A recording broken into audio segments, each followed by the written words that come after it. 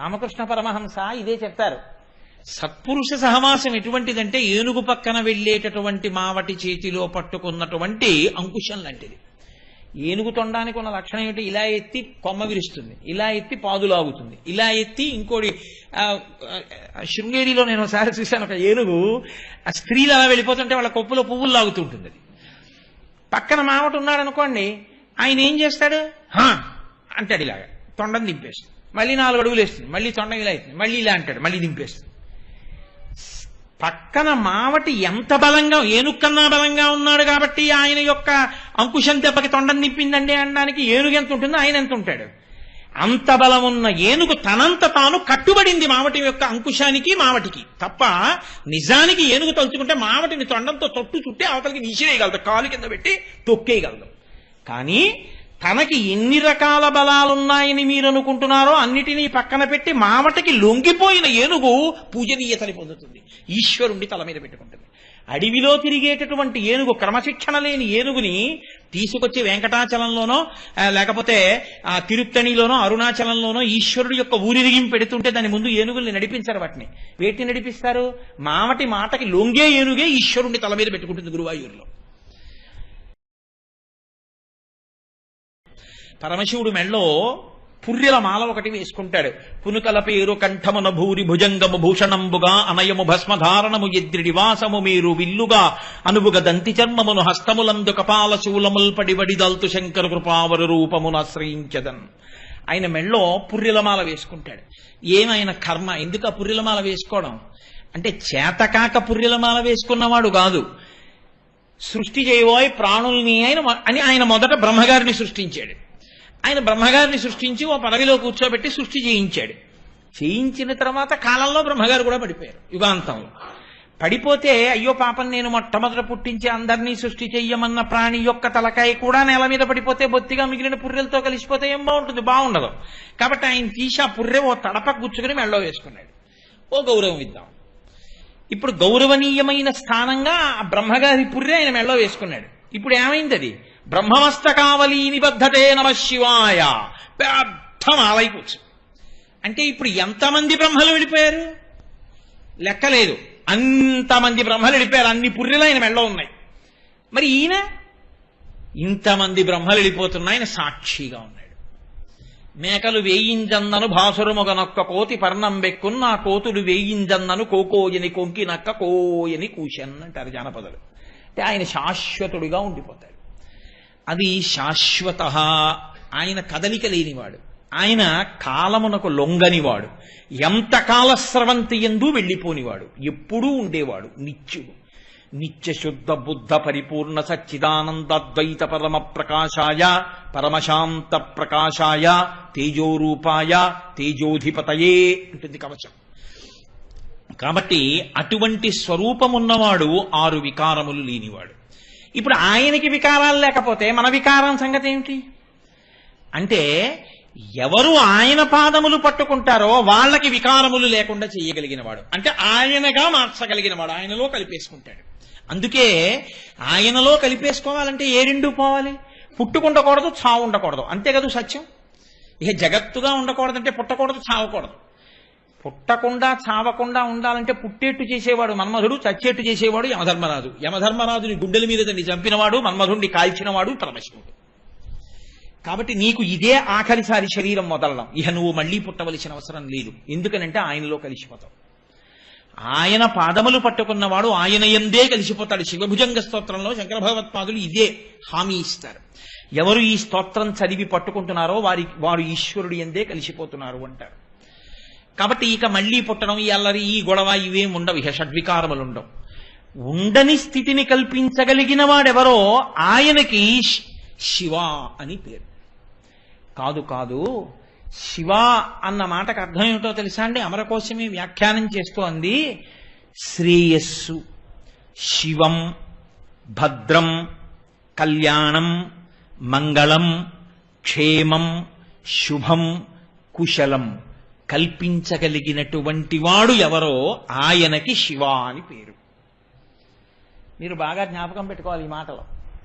ఎవరు శివుడు అంటే శ్రేయం, మీకు శ్రేయస్సునిచ్చినటువంటి వాడెవరో ఆయన శివుడు. శ్రేయస్సు ఎక్కడి నుంచి వస్తుంది? శివానుగ్రహంగానే వస్తుంది.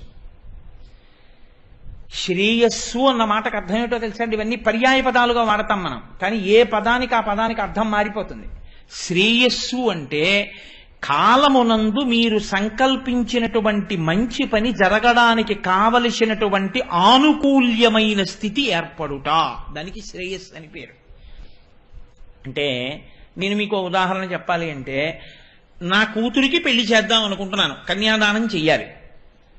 శుభలేఖలు వేసేసుకున్నాను, వంటమాలను పెట్టేసుకున్నాను, అన్నీ పెట్టేసుకున్నాను, వంట చేయించేసుకున్నాను, పందిర్లన్నీ వేయించుకున్నాను. ఇంకా రాత్రి 11 గంటలకి కన్యాదానం చేస్తాను. రాత్రి 7 గంటలకి ఎక్కడి నుంచి వచ్చిందో తెలియదు ఆ పెనుగాలి. ఒక బ్రహ్మాండమైన పెనుగాలి వేసిన పందిళ్ల దగ్గర నుంచి, పెట్టుకున్న సంబారముల దగ్గర నుంచి అసలు మనుషులే ఎగిరిపోతారా అన్నంత భయంకరమైన గాలి వేసి అన్నీ ఎగిరిపోయి, కట్టుబట్టలతో సుముహూర్తానికి గబగబా చెయ్యాలి కాబట్టి కటిక చీకట్లో కరెంటు కూడా లేని స్థితిలో దీపం ఇలా పెట్టడానికి కూడా లేదంత గాలి. అప్పుడు ఎలాగో అలా ఓ దీపాన్ని తీసుకొచ్చి నా కూతురు మెళ్ళలో 3 ముళ్ళు వేయించాను అనుకోండి. ఇలా జరగడానికి తుఫాన్ వస్తుంది అని ప్రమాద హెచ్చరిక ఉండి కూడా తుఫాన్ రాకుండా సంతోషంగా మీరు అనుకున్నట్టు హాయిగా పందిరి వేసి వాతావరణం చల్లగా ఉండి చక్కగా మీరు గోదానం చేసి కన్యాదానం చేసి, మీరు కన్యాదానం చేసిన తర్వాత కొన్ని వేల మందికి మీరు అన్నం పెట్టి సంతోషంగా ఇంతమంది బంధుమిత్రుల్ని చూసుకుని మీరు పరవశించిపోయేటట్టుగా మీకు ఆనుకూల్యమై పరిస్థితులు నిలబడ్డాయనుకోండి. ఇప్పుడు పెళ్లి చేసిన దానికి అప్పుడు పెళ్లి చేసిన దానికి తేడా ఉందా లేదా? మీరు చేయవలసిన ధార్మికమైన పని, మీరు చెయ్యవలసిన మంచి పని, ఆ మంచి పని ఏ విఘ్నము లేకుండా చాలా చక్కగా జరిగేటట్టు చెయ్యగలిగినటువంటి, జరిపించగలిగినటువంటి అనుగ్రహము ఎవరి నుండి ప్రసరిస్తుందో వాడికి శివుడని పేరు. శివానుగ్రహం లేదో నువ్వు అనుకున్న కార్యము, నువ్వు సంకల్పం చేసిన కార్యం మంచిదైనా అయిందనిపిస్తాడు. అంతే, మహా అయితే అయిందనిపిస్తాడు. దాని ప్రయోజనం చాలా మందికి అందే అవకాశం ఉండదు. ఎందుకు ఉండదు? ప్రతిబంధకం అలా ఏర్పడుతుంది. శ్రేయస్సు, భద్రం. భద్రం అంటే ఏమిటో తెలుసా అండి? ఉన్నది ఉండడం భద్రం. ఉన్నది ఉండకుండా పోయిందనుకోండి, భద్రత లేదు అని గుర్తు. నేను ఈ వాచి తీసుకెళ్ళి పక్కన అరుగు మీద పెట్టి మా ఇంట్లో తలుపు జారగిలా వేసి ఒకసారి స్నానం చేసి వద్దామని లోపలికి వెళ్ళి బయటకు వచ్చాను అనుకోండి, వాచి లేదు. అరే వాచి ఇక్కడ పెట్టాను, ఎవరన్నా వచ్చారా? ఎవరు రాలేదే, మరి ఏమైంది వాచి? నమచ్చోరాయచ, నీకు చెప్పొస్తాడేంటి దొంగ? వాడు తలుపు తీశాడు, పక్కనే వాచి ఉంది, పట్టుకుపోయాడు. కాబట్టి ఇప్పుడు నువ్వు పరిగెత్తుకుంటూ వీధిలోకి వెళ్ళి ఏడు దొంగ అంటే నీకు కనపడతాడా నేనే దొంగ అని? నిజంగా వాచి తీసిన వాడు అక్కడే ఉన్నా నీకు తెలియదు దొంగ అని. ఎవరిని అడుగుతావు? ఉన్నది ఉండుట భద్రం. ఇది ఎక్కడి నుంచి వస్తుందో తెలుసా అండి? శివానుగ్రహంగా వస్తుంది. మూడవది శివం. ఇది చాలా చాలా ప్రధానమండి. అందుకే శివ శివ శివ శివ శివ శివ అంటూనే ఉంటారు పెద్దలు. శివ శివ అనరాదా అని. కాళహస్తీశ్వర శతకంలో ధూర్జటైతే ఒడుగు ముందుకేసి అన్నాడు, పవి పుష్పంబగు అగ్ని మంచగు నాకూపారం భూమిస్థలంబగు శత్రుండతిమిత్రుడవు విషము దివ్యాహారమౌనెన్నగా అవనీ మండలిలో పలం శివ శివేచ్ఛాభాషణోల్లాసకిన్ శివాని నామము సర్వవస్యకరమౌ శ్రీకాళహస్తీశ్వర అన్నాడు. శివం అన్న మాటకు అర్థం ఏమిటో తెలుసా అండి? ఎప్పుడు 3 నడుస్తూ ఉంటాయి, ఈ మూడిటి మీద మీకు అధికారం ఉండదు. ఇది చిత్రం. కాలో హి బలవాన్ కర్త సతతం సుఖ దుఃఖయో నరాణాం పరతంత్రాణాం పుణ్యపాపానుయోగతః అంటాడు వ్యాసుడు దేవి భాగవతంలో. కాల కలయతామహం అంటాడు గీతాచార్యుడు. ఈశ్వరుడు ఒకడుంటాడు, ప్రారబ్ధము. మీరు చేసుకున్నటువంటి పాపం ఒకటి ఉంటుంది, అది అనుభవంలోకి వస్తోంది, మీకు తెలియదు వచ్చేస్తోందని. అనుభవంలోకి మీరు చేసుకున్న పాపం వస్తోంది, మీకు తెలియదు. అది ఎప్పుడు వస్తుంది? కాలమునందు వస్తుంది. ఇచ్చేవాడెవరు? ఈశ్వరుడు. అనుకున్న అసంకల్పితమైవేహ యదకస్మాత్ ప్రవర్తతే నివర్త్యారంభమారబ్ధం అనుదైవస్య కర్మతత్ అంటాడు రాముడు అయోధ్యకాండలో. నువ్వు నేను ఎవరయా లక్ష్మణ? గురోరప్యవలిప్తస్యా కార్యాకార్యమజానతః ఉత్పదం ప్రతిపన్నస్యా కార్యం భవతి శాసనం. లక్ష్మణుడు అన్నాడు, దశరథుడు ఎవరు రాజ్యం ఇవ్వకపోవడానికి, చంపేస్తానన్నాడు. రాముడు అన్నాడు, నిన్న రాజ్యం ఇస్తే నాన్నగారేనా? నాన్నగారే రాజ్యం ఇస్తానంటే నాన్నగారికి జై అన్నాం, ఇవాళ అడవికి వెళ్ళమన్నవారు నాన్నగారే. మరి నిన్న రాజ్యం ఇస్తానన్న నాన్నగారు ఇవాళ అడవికి ఎందుకు వెళ్ళమన్నారు? నాన్నగారి మనసులో ఏమైనా మార్పు వచ్చిందా? రాలేదు. మరి ఇప్పుడు ఎందుకు బద్ధుడయ్యాడు? ఎందుకు పంపిస్తున్నాడు? లక్ష్మణ, నాన్నగారిని సత్యమునందు నిలబెట్టి ఆయన ఇచ్చినటువంటి వరాన్ని గుర్తు తెచ్చుకుని కైకమ్మ రూపంలో అడిగి అరణ్యానికి పంపిస్తున్నటువంటి దైవము కళ్ళ ఎదుట కనపడడు. నాన్నగారు కనపడతారు నిమిత్తంగా. ఎవరితో గొడవ పడతావు? అదో కొత్త పాపం. నాన్నగారిని దెబ్బలాడడం, నాన్నగారి మీద యుద్ధం చేయడం. అనుదైవస్య కర్మతత్, దైవము విధించిన శాసనమునకు ఒడంబడితే చేసుకున్న పాపం అన్నా పోతుంది. పెట్టి సద్దు మనం బయలుదేరదాం అన్నాడు. అది ధార్మికుడు మాట్లాడే మాట. ధర్మం తప్పేవాడు ఈశ్వరుడి మీద తిరగబడతాడు. తిరగబడితే ఏం చేస్తాడంటే కొత్త పాపాన్ని మూటకట్టుకుంటాడు. ఏమిటో ఇన్ని పూజలు చేశానండి, ఇప్పుడు చేశావు, నువ్వు చేసిన పాపం ఎక్కడికి పోతుంది? కాబట్టి అది అనుభవంలోకి వచ్చింది. ఈ అనుభవంలోకి వచ్చేటట్టు చెయ్యగలిగిన వాడు ఈశ్వరుడు. ఈశ్వరుడు ఒకవేళ పాపమునకు ఫలితము ఇచ్చినా, పోన్లేవయా పాపం పోయింది అని ఆయన కాళ్లే పట్టుకుంటానన్నవాడు దృఢభక్తి కలిగినవాడు. లోకుల్నంగని మెచ్చని ఎలుగని లోలోన నిందించని చీకాకున్బడని మహాత్ముడనని జేలొగ్గని మూకీభావమునం తిట్టని త్రోయిని నీ కారుణ్యము కలిగి ఉండినను అంతే చాలును శంకర. నాకు ఏదైనా జరగని, నాకేం నిమిత్తం లేదు. ఇవాళ చాలా బాగుందన్నవాడు రేపు వీడికేం వచ్చనొచ్చు. రెండూ సత్కారాలుగానే గ్రహించగలిగిన స్థితి నాకి. రెండిటి యందు నీ పాదములు విడిచిపెట్టకుండా నేను ఉండగలిగితే నాకు చాలా ఈశ్వర, నాకు ఇంకేం అక్కర్లేదు. తుల్యనిందా స్తుతిర్మౌని సంతుష్టో ఏనకేనచిత్ అనికేత స్థిరమతి భక్తిమాన్మే ప్రియో నరహ అంటాడు భగవద్గీతలో కృష్ణ భగవానుడు. పేర్లు మారతాయండి, కృష్ణుడు శివుడు అని, అన్ని ఒకటే. ఏ పదార్థం చెప్పినా అలాగే చెప్తుంది. అంతకు తప్ప ఓ పదార్థం ఓలా చెప్తే ఓ పదార్థం ఓలా చెప్పరు. అందుకే వాళ్ళిద్దరి మధ్య ఇప్పుడు గొడవలు గోదారి ఏమి ఉండవు. ఒకళ్ళకొకళ్ళు సమర్థించుకుంటారు తప్ప. కాబట్టి ఎవరు శివుడు అంటే, ఎవరి కాళ్ళు మీరు గట్టిగా పట్టుకున్న కారణం చేత మీకు దురితమును అనుభవంలోకి తీసుకొచ్చి ఇచ్చేటప్పుడు, అరే రే వీడు నా కాళ్ళు ఇంత గట్టిగా పట్టుకుని ఉన్నాడు, ఇప్పుడు బుద్ధి వచ్చింది, వీడు ఎంతో భక్తితో నన్ను పట్టుకుని ఉన్నాడు, బుద్ధిగా వీడికి ఇంత పెద్ద దెబ్బ కొట్టేయడమా? వీడిని కొడితే వీడు ఏం చేస్తాడో తెలుసా? మళ్ళీ నన్నే పట్టుకుని ఏడుస్తాడు. అప్పుడు వాడు నన్ను పట్టుకుని ఏడిస్తే నేనేం చెప్పను? భాగవతంలో శ్రీ మహావిష్ణువు బలిచక్రవర్తిని అనుగ్రహించేటప్పుడు దర్శనమిచ్చి ఓ మాట అంటారు. నేను ఎందుకు రక్షించానో తెలుసా బలిచక్రవర్తిని అని అడిగారు. వీడు నా కొరకు రక్షింపవలయువాడు అన్నారు. చాలా చిత్రమైన మాట. వీడి కోసం రక్షించట్లేదు, నా కోసం రక్షిస్తున్నాను. ఎందుకో తెలుసా? ఎరా 3 అడుగులు ఇస్తా అన్నావు, 2 అడుగులు కొలిచేశాను, 3వ అడుగు ఎక్కడ పెట్టనన్నాడు. సునృతంబుగా నిడువదు నా జిహ్మ బొంకజాల నాకు బొంకు లేదు, నీ తృతీయ పదము నిజము నాశిరమున నెలవి చేసి పెట్టు నిర్మలాత్మ అని తలంచి నా తల మీద పెట్టేయి అన్నాడు. వీడింత భక్తితో ఉండి నా తల మీద కాలెట్టేయి అంటే, వీణ్ణి నేను ఏమైనా చేసేస్తే ఇంకా రేపు పొద్దున్న నేను ఉన్నానని ఎందుకు నమ్ముతుందిరా లోకం? అందుకని ఇప్పుడు నేను ఉన్నానని నమ్మాలంటే వీడిని నా కోసం రక్షించాలి, వాడి కోసం కాదు. వీడు నా కొరకు రక్షింపవలయువాడు అంటాడు. కాబట్టి ఈశ్వరుణ్ణి భక్తులు బంధిస్తారు, ఆయన ఏమీ చెయ్యలేని స్థితికి తీసుకొస్తారు. ఇప్పుడు ఈశ్వరుడు అంటాట, వీడు ఒకప్పుడు తప్పు చేశాడు, ఇప్పుడు ఇంత భక్తి తత్పరుడయ్యాడు, నా పాదములు పట్టుకున్నాడు, నేను ఎలా వేయని శిక్ష అంత శిక్ష వెయ్యను. ఏం చేస్తానో తెలుసా? వెయ్యకపోతే పాపం పోదు. కాబట్టి ఏం చేయాలి? వాడికి 35 మార్కులు రాకపోయినా 10 మార్కులు మోడరేషన్ ఇచ్చామని చెప్పి 25 మార్కులకి పాస్ చేసి సర్టిఫికెట్ ఇచ్చేయడమే. కాబట్టి ఏం చేయాలి? ఒక్క పని చేసేస్తాను, వాణ్ణి ఇవాళ పాము కరిచేయాలి, ఓ గండు చీమతో కరిపించేస్తాను. విషం ఎక్కిందా లేదా? దురద పెట్టిందా లేదా? అబ్బా అన్నాడా లేదా? ఇలా ఇలా ఇలా ఇలా తుడుచుకున్నాడా లేదా? ఏమిటంటే అలా తుడుచుకుంటున్నారంటే, ఇంత కండచీమ కుట్టేసిందో చూడు, ఎంత దుద్దురు ఎక్కిందో అంటాడు. వాడికి తెలుసా ఈశ్వరుడు పాము కుట్టకుండా చేశాడని? వాడు ఆ బాధపడుతూ కూడా శివ శివ శివ శివ శివ శివ అంటూనే ఉంటాడు.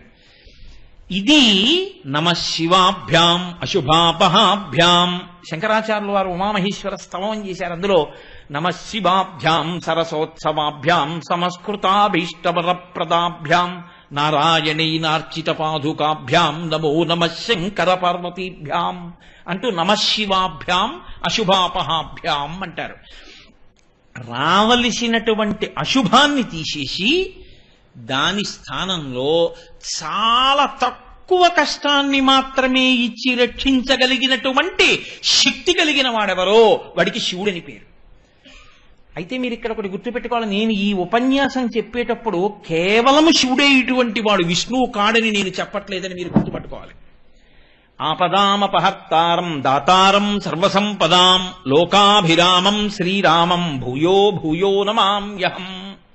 ఆపదలను తీసేసి ఆపదల స్థానంలో మనకి సుఖములను ఇచ్చేవాడు రామచంద్రమూర్తి. అప్పుడు ఆయన ఎవరయ్యాడు? శివుడేనా అయ్యాడు? అందుకే శివుడు అవుతారు. ఎలా అవుతారంటే ఇదిగో ఇలా చేసి, అది ఈశ్వర స్థానము. అందుకని వాళ్ళకి ఈ పేర్లతోటి పై రూపాలతోటి వాళ్ళకి ఈ గొడవలేం ఉండవు. అది నిర్గుణ నిరంజన నిర్వికార నిత్యశుద్ధ బుద్ధ చైతన్య తత్వంగా అలా నిలబడి ప్రకాశిస్తూ ఉంటుంది. ఈ పై పటాటోపానికి వేషాలకి అల్లరబడిపోవడం అంతకన్నా అన్యాయం ఇంకోటి ఉండదు లోకంలో. కాబట్టి శివ ఆయన ఏం చేస్తూ ఉంటాడు? ఆయన పాదములను ఎవరు పట్టుకున్నారో వాళ్ళు చేసుకున్నటువంటి పాపము అనుభవములోకి వచ్చి వాళ్ళు కళ్ళంబట నీళ్లు పెట్టుకుని గుండెలు బాదుకుని ఏడవకుండా చూస్తాడు. మీకు అందుకే పెళ్లి చేస్తే గౌరీ తపస్సు చేయిస్తారు. ఎందుకు చేయిస్తారో తెలుసా అండి? ఆడపిల్లతోటి ఒక్కటే కారణం. అన్నిటికన్నా ఆడపిల్ల జీవితంలో అత్యంత క్లేశం ఏమిటో తెలుసా అండి? భర్త యొక్క కితాబు పుచ్చుకోలేకపోవడం. భర్త దానికి ఏమీ రాదండి, దానికి ఏమీ రాదండి, దాని మోహం అంటూనే ఉన్నాడు అనుకోండి, ఆమెను ఎంతమంది పొగిడినా ఆమె జీవితానికి తృప్తి ఉండదు. అదే ఎంత చేతకానిదైనా భర్త హృదయంలో స్థానం పొందిందనుకోండి, ఆమె పూజనీయ అవుతుంది లోకమంతటి చేత. అమ్మో ఆయనకి పరమ అనురాగం ఆవిడంటే, ఆవిడ జోలికి వెళ్ళడమే అంటుంది. అందుకే మనకు ఒక సామెత చెప్తుంటారు పెద్దలు, ఏదో మొగుడి చెయ్యని ముద్దు అత్తవారు పెట్టనటువంటి గొప్ప లోకంలో రావు అంటారు. భర్త దగ్గర ఆ స్థానాన్ని పొందాలి. ఒక్కసారి శంకరుడు అన్నాడు నోరుజారి, ఆయన తెల్లగా ఉంటాడు, ఆవిడ నారాయణి. నారాయణుడి చెల్లెలు కదండి, మరి అన్నయ్య గారి పోలిక. నల్లగా ఆవిడ ఉంటుంది, ఆవిడ నల్లగా ఉంటుంది, ఈయన తెల్లగా ఉంటాడు. ఆయన ఒకసారి పాపం అసలు మా స్వామికి పరిహాసాలు ఆడడం రాదు. ఆయన ఎందుకన్నాడో కర్మకాలో రోజుని ఇలా చూసి కాళీ అన్నాడు. కాళీ అంటే నల్లనిదానా అన్నాడు. ఆవిడ ఇలా చూసింది, ఎప్పుడు అలా అనలేదు. ఎంతో ప్రేమగా పిలిచేవారు ఉమా, శైలజ, అలా అనేవారు కాళీ అని ఓ వెటకారం నవ్వు నవ్వారు. కాస్త నోరు ఈ చివరి నుంచి పక్కకెళ్ళింది. అంటే తెల్లని వాణ్ణి నేను, నల్లని దానివి నువ్వు అన్నారని ఆపాటి పరిహాసాన్ని తట్టుకోలేక ఆమె యోగాగ్నిలో పడి తెలుపు పసుపు ఎరుపు రంగులతో కూడినటువంటి ప్రకాశిస్తున్న తత్వంతో ఎడమతొడ మీద కూర్చుని, నీ తెల్లటి పాలిపోయిన తెలుపు గొప్ప, నా రంగు గొప్ప అంది. గౌరవర్ణంతో వచ్చి కూర్చుంది. గౌరీని ముక్కు మీద వేలేసుకున్నాడు. కాళీ అన్నందుకు ఇంత ఉద్ధత అంటే, మీ మనసులో ఆపాటి నా మీద తగిన దానను కానన్న మాట కూడా నేను అంగీకరించలేదు. అందుకే శంకరాచార్యులు వారు స్తోత్రం చేస్తే, పార్వతీదేవిని పొంది పరమశివుడు గొప్పవాడా, పరమశివుణ్ణి పొంది పార్వతీదేవి గొప్పదా? ఆయన తీర్పు చెప్పలేదు. ఆయన అన్నారు, కళాభ్యాం చూడాలంకృత చచి కళాభ్యాం విజతప ఫలాభ్యాం. అమ్మా నీ తపస్సుకు ఫలం ఆయన, ఆయన తపస్సుకు ఫలం నువ్వు, ఇద్దరు ఒకరికొకరు సరిపోయారమ్మా అన్నారు. లేనిపోను కూడా నాకెందుకే. ఆవిడ జోలికెడితే ఆయనకు కోపం, ఆయన జోలికెడితే ఆవిడకు కోపం. పరాశర భట్టర్లని వైష్ణవ సంప్రదాయంలో ఆయన శ్రీగుణరత్న కోశం చేశారు. ఆయన దెప్పి పొడిచారు శ్రీ మహావిష్ణువుని. శ్రీయశ్రీహి అంటూ, నువ్వు కంచుక శతం, ఎప్పుడు రాక్షసులు వస్తారో అని 100 కవచములు కట్టు కూర్చుంటట్టు ఆయన శ్రీ మహావిష్ణువు. ఎప్పుడైనా దేవతలకు కానీ భక్తులకు కానీ ఆపదొస్తే వెళ్ళి యుద్ధం చేయాలి, మరి స్థితికారుడు కట్టు కూర్చుంటట్ట. ఇన్ని కవచములు కట్టు కూర్చుంటే శత్రువులు వచ్చి బాణములు వేస్తే ఆయన యొక్క కవచములు పిట్లిపోయిన సందర్భాలు చాలా తక్కువ. ఆయన 100 కవచములు పిట్లిపోయి కింద పడిపోయాడు. ఎప్పుడోట తెలుసా అండి? ఆయన దగ్గరికి వెళ్ళి లక్ష్మీదేవిని స్తోత్రం చేశాట ఒక ఆయన. ఈయన పొంగిపోయాటిలాగా. పొంగిపోతే ఈయన 100 కవచములు పిట్లిపోయి కింద పడిపోయాట. చూసుకోలేక 100 కవచములు కింద పడిపోయాయని అంత పొంగొచ్చింది. ఈశ్వర స్ఫుటతు భుజయోహ కంచుక శతం అన్నారు పరాశర భట్టర్లు. నీ 100 కవచములు పిట్లిపోయాయి, నిన్ను స్తోత్రం చేస్తే కాదు, మా అమ్మని స్తోత్రం చేస్తే. అనుకలతను కాండాలింగనారంభ శుంభ ప్రతిదిశ భుజ శాఖా శ్రీ సఖానోకహద్భి స్తననయన గుళుచ్ఛస్పార పుష్పద్విరేపారచీతు మై లక్ష్మీ కల్పవల్లి కటాక్షాన్ అంటారు అందులో ఆయన. కాబట్టి అలా లక్ష్మీనారాయణోపాసన చేస్తారు ఆయన. కనుక మీకు వస్తున్నటువంటి అశుభాన్ని, మీరు చేసుకున్నటువంటి పాపము దురితముగా మీకు బ్రహ్మాండమైనటువంటి కష్టాన్ని ఇచ్చేసే సందర్భంలో మీరు ఇప్పుడు శివశివ శివశివ శివశివ అంటూ ఆయన పాదములు పట్టుకున్న కారణాన్ని దృష్టిలో పెట్టుకుని మిమ్మల్ని ఏడవకుండా చేసి, చెప్పను కూడా చెప్పకుండా, నువ్వు నాకు పటికి బెల్లం మొక్కన్నా పెట్టు, నీకు ఎంత ఉపకారం చేశానని ఆయన ఏం అడగడం.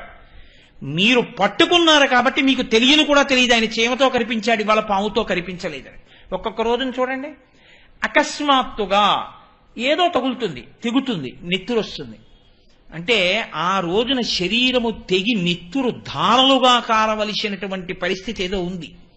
కానీ ఆయన ఏదో దీక్షలో ఉన్నాడు, ఆయనకి ఏదో ఒక భగవత్ కార్యంలో నిమగ్నం అయి ఉన్నాడు. కాబట్టి ఇప్పుడు ఆయనకి శరీరములోంచి నెత్తురు ఏరులా కారకూడదు, ఆయన హాస్పిటల్లో వెళ్ళి పడిపోకూడదు, ఆయనకి కట్లు కట్టకూడదు. కాబట్టి పడిపోతాడు, చిన్న దెబ్బ తగులుతుంది, నెత్తురు కారుతుంది, కట్టుకోడు, హాస్పిటల్కి వెళ్ళడు, ఏమీ చేయడు, ఎప్పుడు ఏం చేస్తున్నాడో అది చక్కగా చేసుకెళ్ళిపోతాడు.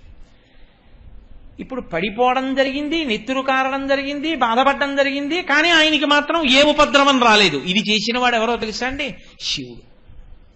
కాబట్టి శివ శివ, ఇది శివం. శ్రేయం, భద్రం, శివం, మంగళం. మంగళం అంటే ఏమిటో తెలుసా అండి? సుఖము అని మీకు దేని వలన అనిపిస్తుందో, అంటే వేదం అంగీకరించిన సుఖాలు స్మండే, వేదం అంగీకరించిన సుఖాల గురించి నేను మాట్లాడినా.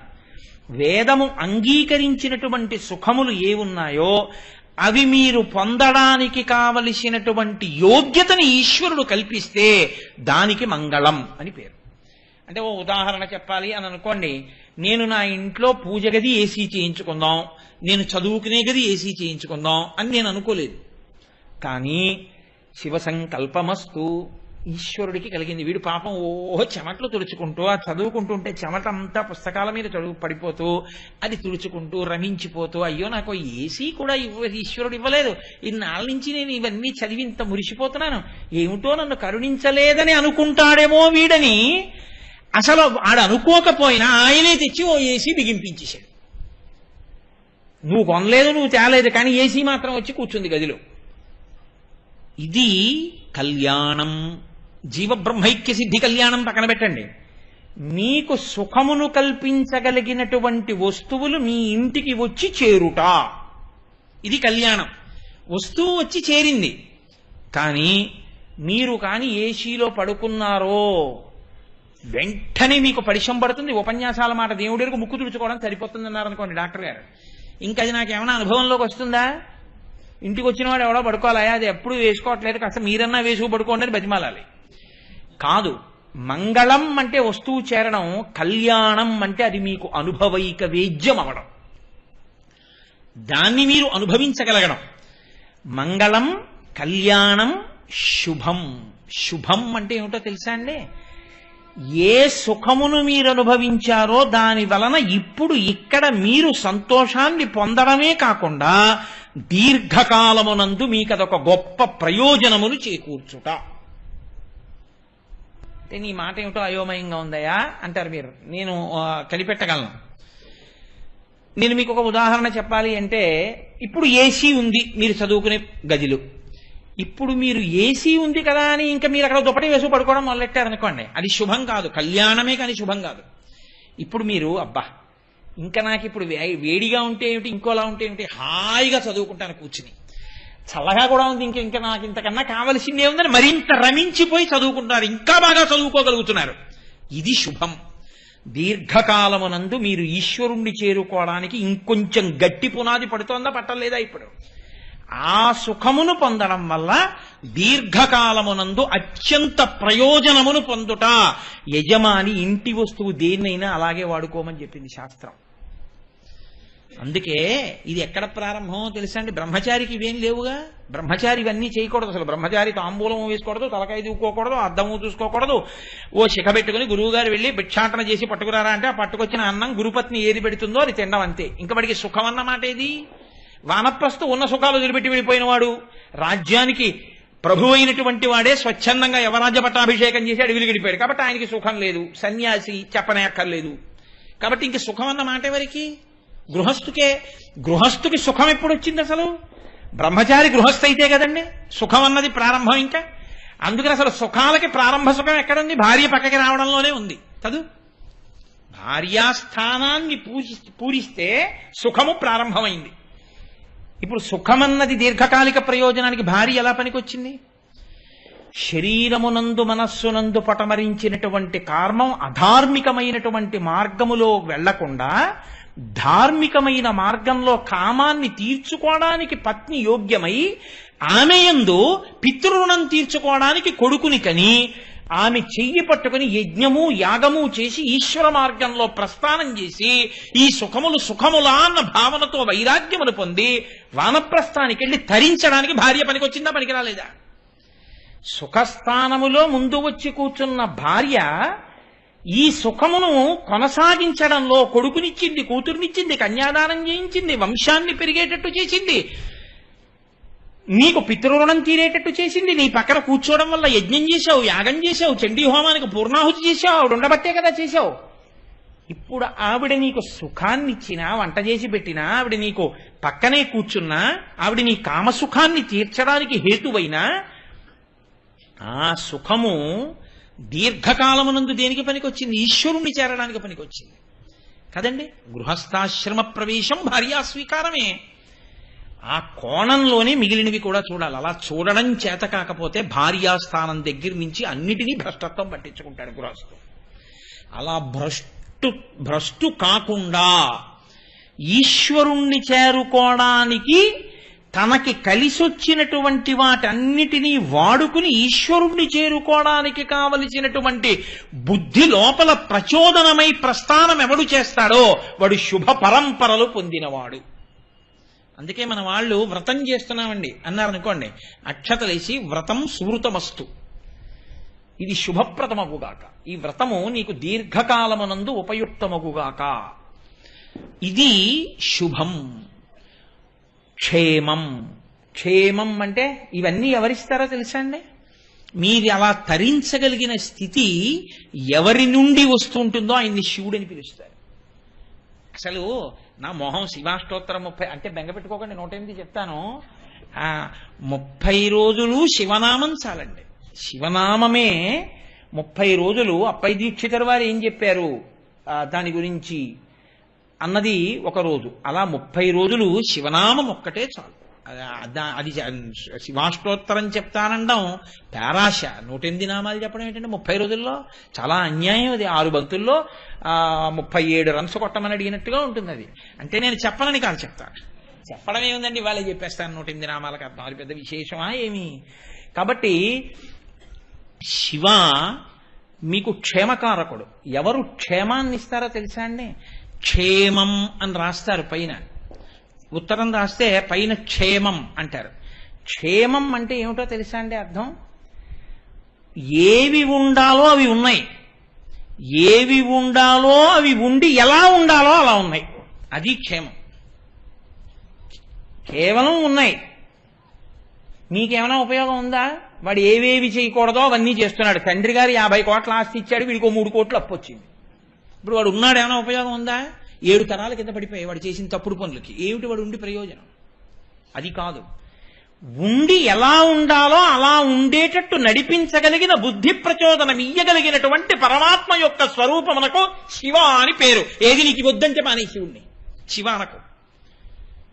ఇవి వద్దని అనగలడా ఎవరైనా? బ్రహ్మచారి కాని, సన్యాసి కాని, వానప్రస్థు కాని, గృహస్థు కాని నాకు శివనామం అక్కర్లేదని చెప్పగలడా? అక్కర్లేదన్నాడంటే ఇవేవి నాకు అక్కర్లేదని గుర్తు. కాబట్టి శివ అన్న దానికి తాత్పర్యం తెలిస్తే నాకు శివ అన్న నామం అక్కర్లేదనగలిగిన మొనగాడు లోకంలో ఉండడు. కాబట్టి క్షేమం, కుశలం. కుశలం అంటే ఏమిటో తెలుసా అండి? కేవలం ఉండడం కాదు, కేవలం మీరు చదువుకోవడం కాదు, కేవలం మీరు ఎక్కడికో వెడుతూ ఉండడం వస్తూ ఉండడం కాదు, మీకు ఒక సత్పురుషుడితోటి సహవాసము కలిగిందా, నిరంతరము పరమేశ్వర చింతన కలిగినటువంటి ఒక మహానుభావుడితో మీకు స్నేహం ఉందా? నీ ఐశ్వర్యం అంతా పోయినా పర్వాలేదు, ఆ స్నేహాన్ని మాత్రం వదలకు. అది నిన్ను తరతరాలు కాపాడేటట్టు చేస్తుంది. ఆయన నిన్ను తనతో పాటు ఆ ప్రస్థానంలో నడిపించుకుంటాడు. ఎప్పుడు వదిలిపెట్టేస్తారో తెలుసా అండి? ఒక్క కారణానికి వదిలిపెట్టేస్తారు. వచ్చేది ఉపన్యాసానికి, చేసే విచారణలన్నీ అక్కర్లేని విషయాల మీద. ఇంతకుముందు ఎవరొచ్చారు, ఇప్పుడు ఎవరు రాలేదు, గురువుగారు అమ్మాయికి పెళ్ళైతే గురువుగారి వియ్యాలారికి ఆస్తి ఎంత ఉంది, ఇలాంటివి విచారణ చేయడానికి ప్రయత్నం చేయడం పరమేశ్వరుడిచ్చినటువంటి సత్పురుష స్నేహాన్ని తనంత తాను దూరం చేసుకోవడం. నువ్వు దేనికి కలిశావో ఆ మార్గంలో నిలబడే ప్రయత్నం చెయ్యి. నీకు అక్కర్లేని వాటిలో నీ వేలు పెట్టకు. పెట్టకుండా ఉంటే సత్పురుషులతోటి సహవాసము నిలబడుతుంది. సత్పురుష సహవాసం నిలబడడానికి హేతువేది? సత్తు గురించి మాట్లాడటమే. ఈశ్వరుడు గురించి మాట్లాడు, ఈశ్వరుడు గురించి విను, ఈశ్వరుణ్ణి స్మరిస్తుండు, అంతే. అప్పుడు ఆ స్నేహాన్ని నిలబెట్టుకుంటే సత్పురుష సహవాసం కలిగితే వచ్చే ప్రయోజనం ఏమిటో తెలుసా అండి? నాకు ఆయన బాగా తెలుసండి, నేను అంతేవాసిని, ఆయనకి నేను అంతేవాసిని అని మీరు చెప్పుకున్న రోజున మీరు ఒక పొరపాటు చేయడానికి భయపడతారు. ఎందుకో తెలుసా అండి? మీకు ఒక ముద్ర ఉందనుకోండి, నేను చంద్రశేఖరేంద్ర సరస్వతి స్వామి వారికి గొప్ప అనుమాయిని అని నాకు పేరు వచ్చిందనుకోండి లోకంలో, నేను సంధ్యావందనం చేయకుండా ఉండడానికి చాలా భయపడిపోతాను. ఎందుకు భయపడిపోతాను?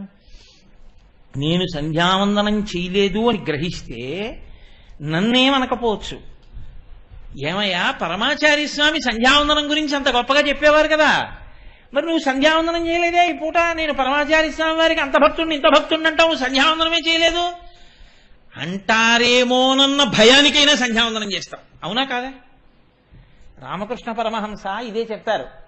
సత్పురుష సహవాసం ఎటువంటిదంటే ఏనుగు పక్కన వెళ్ళేటటువంటి మావటి చేతిలో పట్టుకున్నటువంటి అంకుశం లాంటిది. ఏనుగు తొండానికి ఉన్న లక్షణం ఏమిటి? ఇలా ఎత్తి కొమ్మ విరుస్తుంది, ఇలా ఎత్తి పాదులాగుతుంది, ఇలా ఎత్తి ఇంకోటి.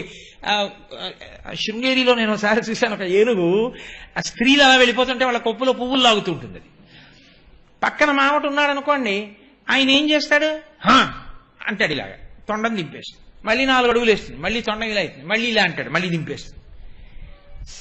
పక్కన మావటి ఎంత బలంగా, ఏనుగు కన్నా బలంగా ఉన్నాడు కాబట్టి ఆయన యొక్క అంకుశం దెబ్బకి తొండం నింపిందండి అనడానికి ఏనుగు ఎంత ఉంటుందో ఆయన ఎంత ఉంటాడు. అంత బలం ఉన్న ఏనుగు తనంత తాను కట్టుబడింది మావటి యొక్క అంకుశానికి, మావటికి తప్ప. నిజానికి ఏనుగు తలుచుకుంటే మావటిని తొండంతో తొట్టు చుట్టి అవతలికి విసిరేయగలదు, కాలు కింద పెట్టి తొక్కేయగలదు. కానీ తనకి ఎన్ని రకాల బలాలున్నాయని మీరు అనుకుంటున్నారో అన్నిటినీ పక్కన పెట్టి మావటికి లొంగిపోయిన ఏనుగు పూజనీయతని పొందుతుంది, ఈశ్వరుణ్ణి తల మీద పెట్టుకుంటుంది. అడవిలో తిరిగేటటువంటి ఏనుగు, క్రమశిక్షణ లేని ఏనుగుని తీసుకొచ్చి వెంకటాచలంలోనో లేకపోతే తిరుత్తణిలోనో అరుణాచలంలోనో ఈశ్వరుడు యొక్క ఊరిరిగిం పెడుతుంటే దాని ముందు ఏనుగుల్ని నడిపించారు. వేటిని నడిపిస్తారు? మావటి మాటకి లొంగే ఏనుగే ఈశ్వరుణ్ణి తల మీద పెట్టుకుంటుంది గురువాయూరులో. గురువుగారి మాటకి, సత్పురుషుడి యొక్క మాటకి తనంత తాను అహంకారమును మీరు పొందడానికి ఎన్ని హేతువులు మీకున్నాయో అన్నిటినీ పక్కన పెట్టి మీ అంత మీరు లొంగిపోవడం అలవాటైతే మీకు సత్పురుష సహవాసం చేత మీరు ఎలా ప్రవర్తించాలో అది మీకు అలవాటు అవుతుంది. కనీసం అయ్యో ఆయనతో ఉంటున్నాం, ఇలా చేస్తే బాగుంటుందా అని మీరు చేయకుండా ఉంటారు కదండి. ఇది కుశలం. అలా ఉండడానికి కావలసినటువంటి సత్పురుష సహవాసం నీ జీవితంలో ఏమైనా దొరికిందా? నువ్వు ఆయనతో కలిసి ఉండడం ఒకెత్తు, ఆయన నిన్ను పేరు పెట్టి పిలవడం ఒకెత్తు. ఆయన నిన్ను గుర్తుపడతారా? అంతమందిలో చూడగానే ఆప్యాయంగా పలకరిస్తారా? నీ జీవితంలో, నీ జీవకోటి యాత్రలో నువ్వు ఒక పెద్ద మెట్టు పైకెక్కి నించున్నట్లు గుర్తు. ఆపాటి పరిచయం ఉందిగా, చాలు నీ జన్మకి. ఈ స్థితి నిలబెట్టుకోవాలంటే చాలా జాగరూకతతో ఉంటే అంతేవాసివి కాగలవంటే మనసులో జ్ఞాపకానికి ఉంటావు. ఈ స్థితిని నువ్వు పొందుతూ ఉంటే కుశలం. ఇది ఎవరిస్తారు ఇటువంటి అభ్యున్నతిని? నీకు రాకపోయినా వచ్చినవాడు ఒకడు ముందు నడిస్తే వాడు చేయబట్టుకుంటే నువ్వు అదే పొందుతావు కదండి. శేషాద్రి ఎక్స్ప్రెస్ ఎక్కి పడుకున్నవాడు ప్రత్యేకంగా తిరుపతి వెళ్ళక్కర్లేదు, తెల్లారేపటికి తిరుపతిలోనే ఉంటాడు, ఎందుకంటే శేషాద్రి తిరుపతి వెళ్ళింది కాబట్టి. సత్పురుషుడి చొక్కా పట్టుకున్నవాడు సత్పురుషుడు చేరిన చోటికే చేరుతాడు. ఎందుకు చేరుతాడు? అథవా కొంత దూరమైనా చేరిపోతాడు కదండి.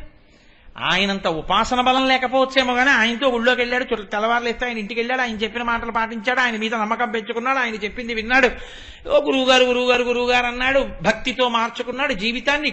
జీవనయాత్రలో పెద్ద పెనుమార్పు వచ్చిందా లేదా? ఇది రావడానికి హేతువు సత్పురుషులతో సహవాసం.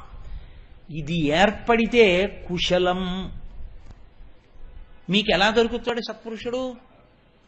సత్పురుషుడు అన్నవాడెవరు? ఆయనకి ఏ కోరిక లేదు, ఆయనకే ఇది పొందుదామని లేదు. ఇది పొందుదామని లేనివాడు మీ దగ్గర ఎందుకోసం ఆశ్రయిస్తాడు? మీ వల్ల ఏ ప్రయోజనం కలగాలని కోరుకుంటాడు ఆయన? ఆయన ఏం కోరుకోడు. మీరు ఆయనతో కలిసి ఉన్నా ఆయనకి అంతే సంతోషం, మీరు ఆయన్ని విడిచిపెట్టేసినా ఆయనకి అంతే సంతోషం. ఆయన పట్టుకున్న నాడు పొంగిపోడు, విడిచిపెట్టిన నాడు ఏడుస్తూ కూర్చోడు. ఎందుకంటే ఆయనకి తెలుసు లోకంలో ఎవరిని పట్టుకోవాలో ఆయనకి తెలిసి ఉన్నవాడు కాబట్టి ఈ పట్లకి ఈ విడుపులకి ఆయనేం బాధపడిపోయేవాడు కాడు, పొంగిపోయేవాడు కాడు. కానీ పట్టుకోవలసిన కర్తవ్యం ఎవరి మీద ఉంది? నీ మీద ఉంది. ఆ పట్టు నీకు తెలిసిందా? అది తెలిసేట్టు చెయ్యగలిగిన ప్రజ్ఞ ఎవరిలోంచి ప్రకాశిస్తోందో వాడికి శివుడని పేరు. ఆ శివానుగ్రహం ఉంటే నీకు సత్పురుష సహవాసము లభిస్తుంది. కాబట్టి ఇన్నిటిని ఇవ్వగలిగిన వాడెవరు? ఆయన శివుడు అంది. కాబట్టి చూడండి, ఇంకా నేను కొన్ని విడిచిపెట్టేస్తున్నాను. ఎందుకని అంటే నేను ఈ శివనామం దాటకపోతే మహేశ్వర నామంలోకి ఎప్పుడు వెళ్ళను? కాబట్టి భయం. నిన్ననే నాకు ఇంటికి వెడుతున్నప్పుడే కారులో నానాజీ గారు లెక్క చెప్పారు, నువ్వు ఇన్ని పూర్తి చేస్తుండాలి రోజు, నిన్ను అడుగుతా మళ్ళీ కారు ఎక్కినప్పుడు, ఇన్ని చేశావా అని అడుగుతాను, ఒళ్ళు జాగ్రత్త పెట్టుకో, అన్ని నామాలు పూర్తి చెయ్యి అని చెప్పారు. కాబట్టి నేను శివనామం దగ్గరే ఉండిపోతే ఎలా? కాబట్టి ఇన్నింటిని ఇవ్వగలిగిన వాడు శివుడు. ఇందులో మీకు నాకు అక్కర్లేదండి ఇవేవి అన్నవాళ్ళు ఎవరైనా ఉన్నారు ఈ సభలో అని నేను అనుకోవట్లేదు కదండి. ఇవన్నీ కావాలి. ఇవన్నీ కావాలంటే శివుడు కావాలి. అయితే ఇక్కడ ఒక ప్రశ్న, శివుడు కావాలంటే శివుడికి ఏమిస్తే మీ వాడవుతాడు కదండి? అసలు శివుడు మీ వాడవడానికి మీరేం చెయ్యాలి? అసలు ఇంకా పెద్ద విచిత్రం ఏమిటో తెలుసా అండి? మీ వాడవాలి అంటే ఆయనకి కూడా మీకులా అవసరాలు ఉన్నవాడై ఉండాలి కదూ. అవసరాలు ఉన్నవాడైతే మీరేమైనా ఇస్తే అవసరం తీర్చుకుంటాడు. ఒకప్పుడైనా ఆకలి వేసింది అనుకోండి, ఓ యాపిల్ పండు ఇస్తే తింటాడు. ఒకప్పుడైనా దాహం వేసింది అనుకోండి, కాసిన మంచినీళ్ళు ఇస్తే తాగుతాడు. ఒకప్పుడైనా పంచి కట్టుకోవలసిన వాడు అనుకోండి, మీరు పంచిస్తే ఇవాళ రేపో ఎప్పుడో అప్పుడు కట్టుకుంటాడు దాన్ని కదా. ఆయన గురించి శాస్త్రం ఏం చెప్తోందో తెలుసా అండి? శివుడి గురించి ఆయన అత్యంత పరిశుద్ధాత్మని, ఆయన అత్యంత, ఇంకా నీకు ఇంత అంతా చెప్పడానికి వీలు లేనంత పరిశుద్ధమైనటువంటి ఆత్మ కలిగినటువంటి వాడై త్యచోహం శివ ఉచ్యతే, అటువంటి వాడు శివ అని చెప్పబడుచున్నాడు. అత్యంత పరిశుద్ధాత్మనే అన్న మాటకు అర్థం ఏమిటో తెలుసా అండి? 3 మలములు లేనివాడు అని అర్థం. సమస్త జీవకోటికి 3 మలములు ఉంటాయి. ఆణవ మలము, కార్మిక మలము, మాయిక మలము అని 3 మలాలు. ఆణవ మలము అంటే మీరు ఏ ప్రాణిని తీసుకోండి, అందులో పంచభూతాలు ఉంటాయి. ఆ పంచభూతాలే పృథివీ, ఆపస్తేజో, వాయురాకాశాలు. నేనున్నాను అనుకోండి, ఈ శరీరం, దీనికి పృథివీ ఇలా అంటే మట్టి వస్తుంది. తేజో, ఇందులో కొంత వేడి ఉంటుంది. వాయు, ఇందులోకి గాలి వెళ్ళి పైకి వస్తుంది. నీరు, కొంత నీరు ఉంటుంది, ఎప్పుడు రక్తమే నీటి రూపం ప్రవహిస్తూ ఉంటుంది. ఆకాశ, ఖాళీ జాగాలు ఉంటాయి. మెదడులో నరాల దగ్గర నుంచి గుండె కవాటాలు లోపలంతా కడుపులో ఖాళీ జాగాలు ఉంటాయి. అవి లేకపోతే ప్రమాదం. మూసుకున్నాయనుకోండి బ్లాక్ పడిపోయింది అంటారు కదా. కాబట్టి ఖాళీ జాగాలు ఉంటాయి. ఇవి అన్నిటి యందు ఉంటాయి, సమస్త ప్రాణుల యందు ఉంటాయి. కానీ ఈ పంచభూతములతో తయారు చేయబడిన శరీరం ఉన్నవాడు, ఈ పంచభూతములతో సమస్తమును తయారు చేసినవాడు, వాడెవరో వాడు ఆణవ మలము లేనివాడు. కాబట్టి అసలు ఇలాంటి శరీరం ఆయనకి లేదు. ఈ శరీరాలన్నీ మాత్రం ఆయనే చేశాడు. కాబట్టి ఇప్పుడు ఇలాంటిది లేదు కదండి. లేనప్పుడు ఎలాంటిది ఉందో పక్కన పెట్టండి. నేను ఒక మాట చెప్తాను, వ్యోమవత్వ్యాప్త దేహాయ, ఆకాశమంత దేహం ఉంది. ఓ పంచిల చాపు ఇవ్వండి. మీ దగ్గర ఉందా ఏమన్నా అలాంటి చాపు? ఆయన కట్టుకోవడానికి సరిపోతుందా అది? అందుకే శంకరాచార్యులు వారు శివానంద లహరి చేస్తే ఆశ్చర్యకరమైనటువంటి శ్లోకం ఒకటి చేశారు ఆయన. ఈశ్వర గంధే గంధ వహాత్మతాన్ నపచనే, నీకు నేను గంధం రాస్తాను కానీ నాకు వాయువు అంశిస్తావా అని అడిగారు. అప్పుడు అంతా నిండిపోయిన వాడికి అంతటా నిండిపోయిన వాయువై గంధం రాయొచ్చు. ఎంత ఉన్నాడని మీరు రాస్తారు? పంచభూతములతో తయారు కానివాడు అంతటా నిండిపోయిన వాడికి మీరు పంచల శాపం ఇస్తారు. వస్త్రం సమర్పయామి, ఆయన వేసుకునే రుద్రాక్షమాల మీ దగ్గర ఉందా? ఆభరణం సమర్పయామి, ఆయన నాగాన్ని వేసుకుంటాడు, మీరు తెచ్చేస్తారా పావుని? ఆయన ఒంటికి అలదగలిగినంత విభూతి మీ దగ్గరుందా? ఏమిస్తానని మీరంటారు ఆణవమలం లేని వాడికి?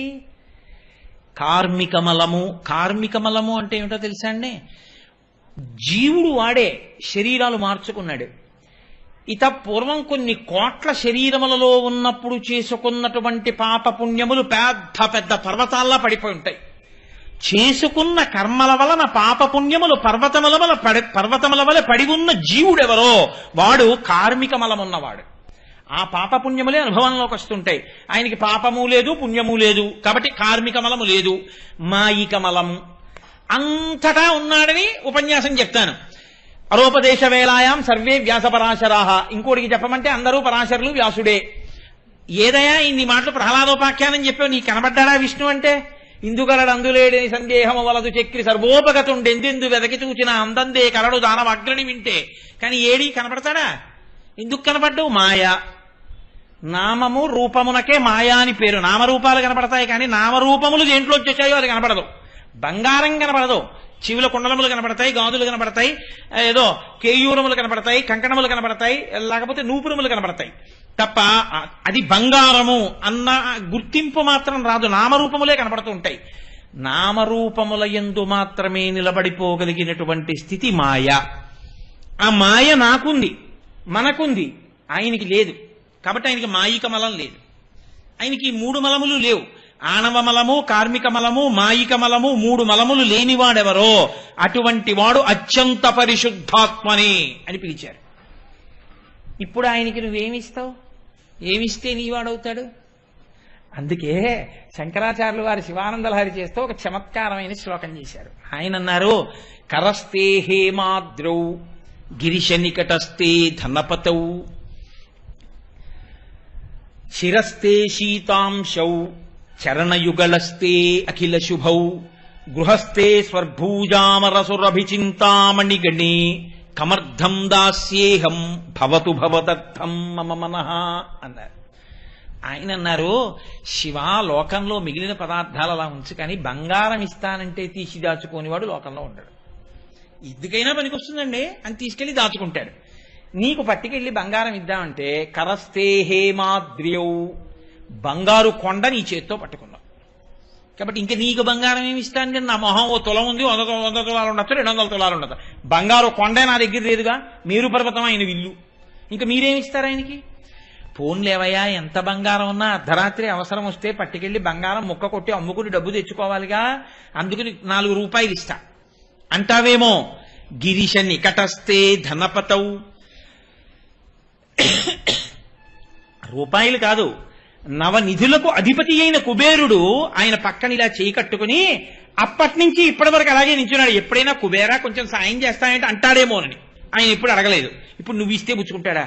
నీకు ఇచ్చేవాడే తప్ప ఆయన పుచ్చుకునేవాడు కాడు. ఆయనకి నువ్వేమిస్తావు? గిరీశ నికటస్తే ధనపతౌ శిరస్తే శీతాంశౌ, ఎవరికి చంద్రవంక ఉందో వాడు మోక్షం ఇస్తాడు. కాబట్టి నీకు మోక్షం ఇస్తానంటావా? ఆయనే మోక్షం ఇచ్చేవాడన్నానికి గుర్తు ఆయన చంద్రరేఖని ధరించి ఉన్నాడు. చంద్రోద్భాసితే కరే స్వరహరే గంగాధరే శంకరే సర్పైర్భూషిత కంఠకర్ణ వివరే నేత్రోద్ధ వైశ్వానరే దంతిత్వకృత సుందరాం వరదరే త్రైలోక్య సారే హరే మోక్షార్థం కురు చిత్తవృత్తి మమలాం అంతయిస్తు కింకర్మభిః అని శంకరులు స్తోత్రం చేశారు. అటువంటి చంద్రరేఖ తల మీద ఉన్నవాడు మోక్షమును నీకిస్తాడు. నువ్వు ఆయనకేమిస్తావు? ఆయనకి ఇవ్వడానికి నీ దగ్గర ఏం లేదు, నువ్వు ఆయనకి ఇవ్వలేవు. మోక్ష సుఖమునే ఇవ్వగలిగిన వాడు కామకోటి. కామకోటి అంటే ఎంత సుఖము నీకు కావాలో అంత సుఖమును మోక్ష సుఖము వరకు ఇవ్వగలిగినటువంటి తల్లి కామకోటి. ఆ కామకోటి అయ్యవారు శివుడు. అటువంటి శివుడు మోక్షమునే ఇవ్వగలడు. అటువంటి వాడికి నువ్వేమిస్తావు? శిరస్తే శీతాంశౌ చరణయుగళస్తే అఖిల శుభౌ. లోకంలో శుభము అన్నది ఏది ఉన్నదో మీకు ఇప్పుడేగా చెప్పా. శుభం అంటే అవన్నీ ఆయన పాదాల మీద పడి ఉంటాయి. మీ ఇంటికో తోరణం కట్టాలనుకోండి, ఆయన అనుగ్రహం కలిగితే ఇలా అంటాడు. అంటే ఆ శుభం ఎగిరొచ్చి మీ ఇంటికి తోరణం కింద వస్తుంది. కాబట్టి ఇంటికి తోరణం వచ్చింది అంటే ఆయన పాదం కదిపి విసిరాడు ఓ శుభాన్ని మీ మీద. అన్ని శుభములు ఆయన పాదాలను ఆశ్రయిస్తే ఆయనకి శుభం నువ్వేం చేస్తావు? కాదులేండి ఇంకేమన్నా చూస్తానంటావా? గృహస్థే స్వర్భూజామర సురభి చింతామణిగణే. అసలు ఇలా చింతించేటప్పటికే కోరిక తీర్చేసే చింతామణులతో ఆయన ఇల్లు కట్టుకున్నాడు. ఒక్క చింతామణి ఉంటే మీరు ఇలా చింతించేటప్పటికే అబ్బా దీని బదులు కూలర్ ఉంటే బాగుండంటే ఇది కూలర్ అయిపోతుంది. దానికి చింతామణి అని పేరు. అలాంటి చింతామణి ఒకటి ఉంటే అంత గొప్పది. ఆయన చింతామణులతో కట్టిన ఇంటిలో ఉంటాడు. కాదు కాదు అసలు లోకమునకంతటికీ చింతించిన కోరికలు ఇవ్వగలిగినటువంటి చింతామణులకు చింతామణి అయిన కామాక్షి పాణిని పట్టుకున్నవాడు చింతామణి పాణిగ్రాహి. పశ్చిమ బెంగాల్లో ఇప్పటికే ఆ పేరు పెట్టుకుంటుంటారు చింతామణి పాణిగ్రాహి అని. కాబట్టి చింతామణులతో ఇల్లు కట్టుకున్నవాడు, కామధేనువు తనదైన వాడు, కల్పవృక్షముల యొక్క తోట యందు విహరించేటటువంటి వాడు, ఆయనకి నువ్వేమిస్తావు? గృహస్థే స్వర్భూజామర సురభి చింతామణిగణే. ఒక్కటి ఉంది శివ నా దగ్గర అది ఇస్తానన్నారు. ఏమిటో తెలుసా? ఇవన్నీ నీవేమో, నీది కాదు నాదన్నదొక్కటి ఉంది నా మనస్సు. అది మాత్రం అంటూ ఉంటుంది నా అంతదాన్ని నేనంటూ ఉంటుంది. ఇవన్నీ నావంటుంది తప్ప ఇవన్నీ వాడి వందగా. అందుకని దీన్ని నీకు ఇచ్చేస్తాను. కమర్థం దాస్యేహం భవతు భవదర్థం మమ మనః. నీ మనసుని తీసుకెళ్ళి అక్కడ పెట్టావా శివుడు ఈ వాడైపోతాడు. అదొక్కటే మీరు పెట్టడానికి ఉన్న వస్తువు. అందుకే శంకర భగవత్పాదులు శివానందలహరి చేస్తూ గభీరే కాసారే విశితి విజనే ఘోర విపినే విశాలే శైలేషు భ్రమత కుసుమార్థం జనమతి సమర్పీ చేత సరసిజముమానాధభవతే సుఖేనావస్థాతుం జనహ్య నజానాతి కిమహో అంటారు. ఎందుకునా ఎక్కడో నీళ్లలో కెడతావు, సరోవరాల్లో కెడతావు, తామర పూలు తీసుకొస్తావు, కొండలెక్కుతావు, మారేడు దళాలంటావు, ఇంకో చోటు కెడతావు, తులసి దళాలంటావు, ఇంకో చోటు కెడతావు, ఏవో కరవీర పుష్పాలంటావు, సన్నజాజులు అంటావు, పందిళ్ళు ఎక్కుతావు, పాకలు ఎక్కుతావు, అన్నీ తీసుకొస్తావు, ఆయన మీద వేస్తావు, నీ మనసు మాత్రం అక్కడ పెట్టావు. శివుడు అంటాడు నీ మనసు ఇక్కడ పెట్టరా, నేను నీ చేయి పట్టుకుంటానంటాడు. నీ మనసెక్కడ పెడితే సంతతం చింతయామి. ఇన్ని ఇవ్వగలిగిన వాడు సృష్టికర్తవాడు, స్థితికర్తవాడు, ప్రళయకర్తవాడు అని మీరు పరమశివుణ్ణి 108 నామముల యొక్క వ్యాఖ్యానమును విన్న కారణం చేత కలిగినటువంటి అనన్యమైనటువంటి భక్తితో నిరంతరము స్మరణ చేయడం చేత ఆయన మీ వాడైపోతాడు. అంతే. ఆయన మీ వాణ్ణి చేసుకోవడానికి అది వినా మార్గం లేదు. మిగిలినవి ఎన్ని ఉండి అదొక్కట్లేదనుకోండి వాడు పొందేది అమంగళమే. ఎక్కడ నిరూపించారో తెలుసా అండి ఘట్టాన్ని? విష్ణు భాగవతం అంటారు. భాగవతంలో దక్ష ప్రజాపతి యజ్ఞం చేశాడు.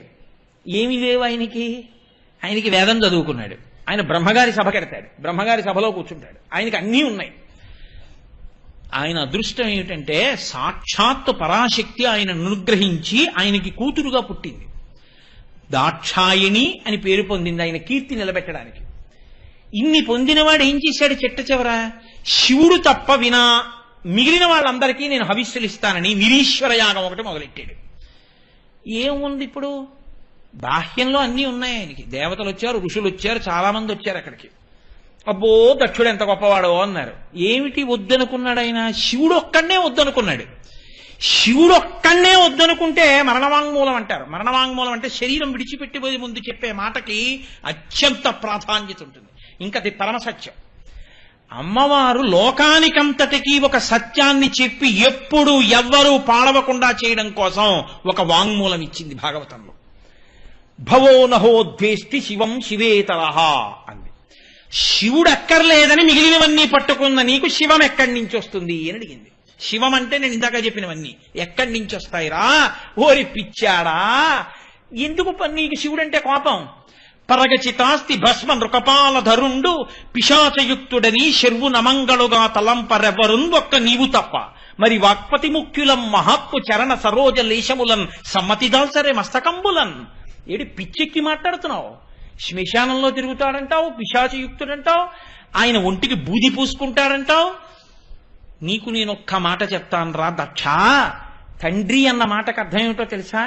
కడుపున పుట్టిన 15 మంది కొడుకులుంటే 5 దొంగలు, 5 ఐఏఎస్ ఆఫీసర్లు, 5 ఐపీఎస్ ఆఫీసర్లు అయినా 15 మందికి తండ్రి. తప్ప 5 ఐఏఎస్లకే తండ్రిని, 5 ఐపీఎస్లకి తండ్రిని, ఈ 10 మందికే తండ్రిని కాన 5 దొంగలకి నేను తండ్రిని కానన్నవాడు తండ్రి ఎలా అవుతాడు? 15 మంది కొడుకులే ఆయనకి.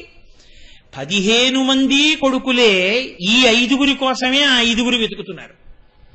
తండ్రి గారి షష్ఠి పూర్తికి ఈ 5 వచ్చారు, ఈ 5 వచ్చారు, ఈ 5 వచ్చారు. ఈ 5 దొంగల ఎదుట చాలా బంగారు వస్తువులు కనబడ్డాయి. తీస్తారా? తీరు. ఎందుకు తీరో తెలుసా అండి? నాన్నగారి షష్ఠి పూర్తి అవుతోంది. నాన్నగారి దగ్గర నిలబడ్డాం మనం శతఛిద్రాభిషేకానికి. ఇప్పుడు మనం ఏమైనా చేస్తే నాన్నగారి పరువు పోతుంది. అందుకని వాడు దొంగతనం చేయలేదు. భూతప్రేత పిశాచములు కూడా ఈశ్వరుడు యొక్క సృష్టే అయినప్పుడు ఆయన బిడ్డలే అవి కూడా. ఆయన వాటిని అణిచి ఉంచాడు కాబట్టి మీరు నేను ఇలా బతికున్నాం. ఆయన ఇవి నా బిడ్డలు కాదని వదిలేస్తే ఇంక శివాలయం పునరుద్ధరణ ఏమిటి, సభ ఏమిటి, ఉపన్యాసం ఏమిటి, వచ్చి ఎప్పుడో పట్టుకుపోతాయండి కదండి. ఉత్తిష్టంతో భూత పిశాచాహ అంటే అంత తేలికపోతాయేంటి? మీరు ఘంటారామం చేసి మేము శివాభిషేకం చేస్తున్నాం, మీకు మాకు గొడవలేదు వెళ్ళిపోండి అంటే వెళ్ళిపోతాయి. ఎందుకని? ఆయన బిడ్డలే. అయ్యో వీడు పనికొచ్చే కొడుకు ఐపీఎస్ ఐఏఎస్, మనం దొంగలం కాబట్టి మనం మాట తండ్రి గారి దగ్గర మనకు అల్లరొద్దు, వెళ్ళిపోదాం. తండ్రితనంలో ఉన్న పూర్ణత్వం పరమశివుని యొక్క తత్వం. అందుకని ఆయన దగ్గర అందరూ ఉంటారు. నీకేమర్థమైంది? బూడిద. ఆయన పిశాచయుక్తుడు అంటావేంటి? నీకేమీ అర్థం కాకపోగా శివుని నింద చేస్తావేంటి? అంత పలికి మారిన వాడు శివుడైతే చతుర్ముఖ బ్రహ్మగారు ఆయన కాళ్ళు కడిగి నీళ్లు ఎందుకు చల్లుకుంటున్నాడు? ఒక్కసారి అహంకరించాడు బ్రహ్మగారు లోకంలో. ఆయనకి 5 తలకాయలు ఉండేవి, శివుడికి 5 తలకాయలని. అంతే. శంకరాచార్యుల వారు సౌందర్యలహరిలో దెప్పి పొడిచారు. అమ్మా నువ్వు ఎందుకు రక్షించావో నాకు తెలుసులే అమ్మా అన్నారు. 5 ముఖములున్నవాణ్ణి అని అహంకరిస్తే నకేభ్య సంత్రసన్ ప్రథమమథనాదం దకరిపోహో. ఆయన ఏం కష్టపడలా శివుడు. ఏమిట్రో నీకు 5 తలకాయలు నాకు 5 తలకాయలు కాబట్టి సమానం అనుకుంటున్నావా అనో తలకాయల గిల్లీశాడు. దానికి ఏం పెద్ద యుద్ధం లేదు, గిల్లీశాడు. నకేభ్య సంత్రసన్ గోటితో ఇలా గిల్లీశాడు పువ్వుల. యుద్ధం చేసేవాడు ఒకసారి ఒకరిని పడగొట్టి ఇంకోసారి ఇంకోటిని పడగొట్టాలంటే మళ్ళీ యుద్ధం చేయాలి. గోటితో గిల్లేసేవాడికి ఏముందండి, నేనే గిల్లేస్తాడు కదండి. ఇప్పుడు అయ్య బాబాయ్ మిగిలిన 4 కూడా గిల్లేస్తాడేమో అని భయపడి ఈయనేం చేసేట, ఈ 4 తలకాయలు పట్టుకెళ్ళి అమ్మవారి చేతుల కింద పెట్టేట. అమ్మవారి 4 చేతుల కింద మృణాళీ మృద్వీనాం తవ భుజ లతానాం చతసృణాం. అమ్మా నేను పద్మంలోంచి పుట్టాను, నీ చేతిలో పద్మాల్లా ఉంటాయి కాబట్టి మన ఇద్దరికి సంబంధం ఉంది కదూ, కాబట్టి నా 4 తలకాయలు నీ చేతులతో రక్షించమ్మా లేకపోతే గిల్లేస్తాడు అన్నట్ట. అంటే అమ్మవారు 4 చేతులు పెట్టి అని ఆయన వంక చూసి వదిలిపెట్టేశాడు. కాబట్టి శివ మీకు బిడ్డలు కాని వారెవరు? రక్షించినా మీరే, కొట్టినా మీరే. దక్షయజ్ఞంలో తప్పు చేసిన వాళ్ళని శిక్షించిన శివుడే. హాలాహలం లోకాలనంతటినీ భక్షించేస్తుంటే శివుడి దగ్గరికి పారిపోతే హాలాహలాన్ని పుచ్చుకుని రక్షించిన శివుడే. కొట్టిన నాన్నగారే, ఫీజు కట్టిన నాన్నగారే. అందుకే జగత పితరం వందే పార్వతీ పరమేశ్వరం. కాబట్టి శివతత్వం అది.